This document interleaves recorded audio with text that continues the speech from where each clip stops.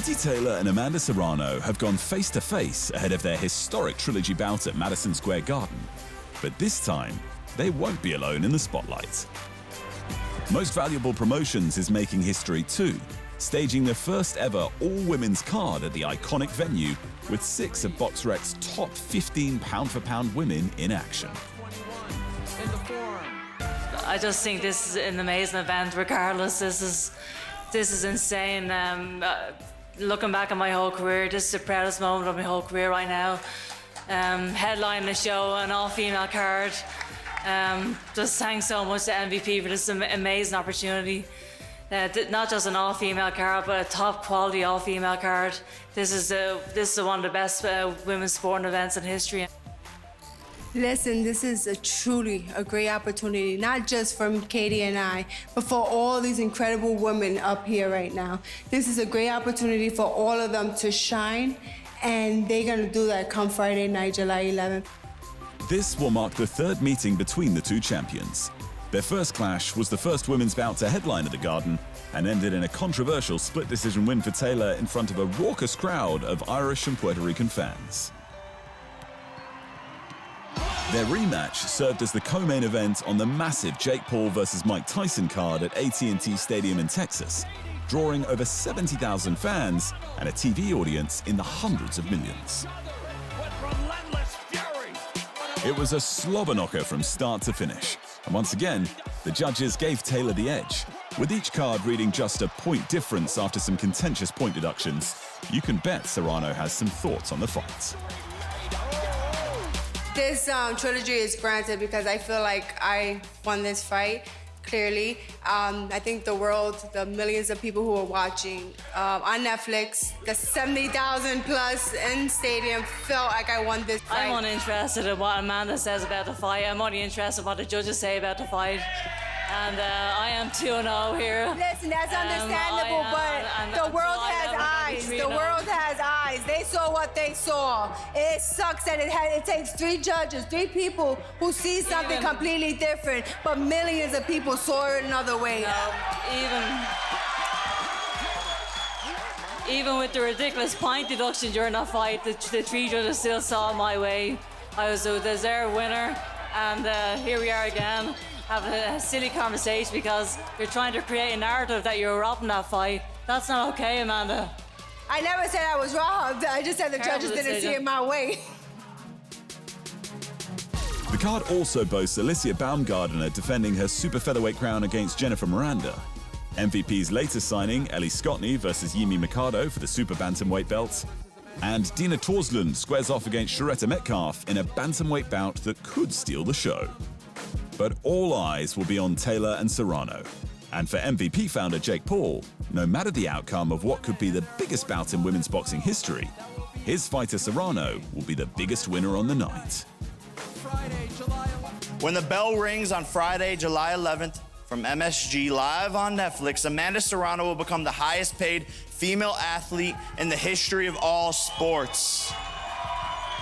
Highest payday for an event, tournament match ever. To the men's welterweights, Jaron boots Ennis scored a 6th-round TKO win over Eimantas Stanionis to unify the IBF and WBA titles. The only problem? The long-awaited clash came a year after the division's biggest stars had all moved on. The issue now is that the belts Jaron holds only became available when Terence Crawford vacated them. But now that Crawford has a highly lucrative bout at super middleweight coming up with Canelo Alvarez, the Crawford fight simply isn't going to happen. The other big-name fight would have been against Errol Spence Jr., but he also exited the division after Crawford beat him for all 4 belts. That leaves Ennis reigning over a division that's suddenly lacking in marquee names. To the lightweights, Shakur Stevenson says he will defend his WBC lightweight title against interim champ William Zepeda, unless Gervonta "Tank" Davis finally agrees to fight. If I could happen next, I'd take Tank, but the fight that already presented itself is Zepeda, said Shakur. If Tank says, let's fight, I'll drop that shit and we can rumble. But if he's got something else going on, I'll rumble with Zepeda. Still, it's unclear if that Zepeda fight can even happen, as Shakur's promoter Eddie Hearn might struggle to find the funding without Saudi backing. And Zepeda, for his part, may not agree to fight in Shakur's hometown of Newark, fearing a close decision will go against him. Staying with Eddie Hearn, the Matchroom Sport Chairman insists Tyson Fury is not in decline, and that's why his retirement doesn't make sense. Plus, Hearn believes there's still a fortune to be made from an all-British mega fight with Anthony Joshua. Fury, 36, lost his lineal and WBC heavyweight titles in back-to-back fights to Alexander Usyk before walking away from the sport. Again. But with Fury's history of retiring and unretiring, no one's quite convinced he's done just yet. This week, Fury posted a short video of himself hitting the heavy bag, and it didn't go unnoticed. In particular, Hearn saw it as a spark of hope that the Gypsy King might be preparing for yet another return to the squared circle. Better yet, that his long-awaited and hugely hyped Battle of Britain with Anthony Joshua is on the horizon. And George Foreman was honored at a memorial service in his hometown of Houston. He preached love all the time.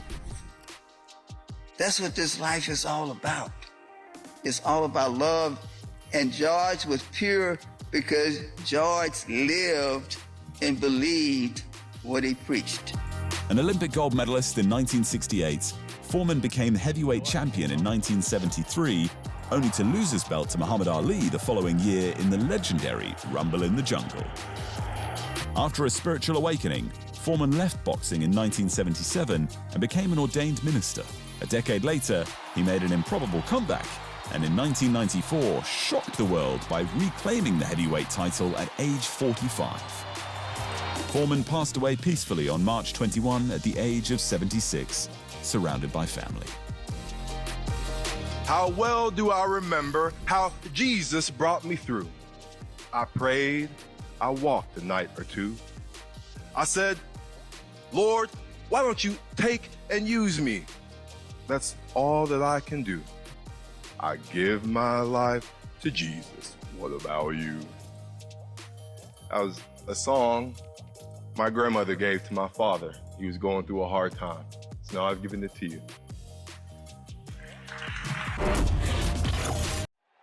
Thanks for watching. And remember, if you want more fight sports in your life, just hit the subscribe button.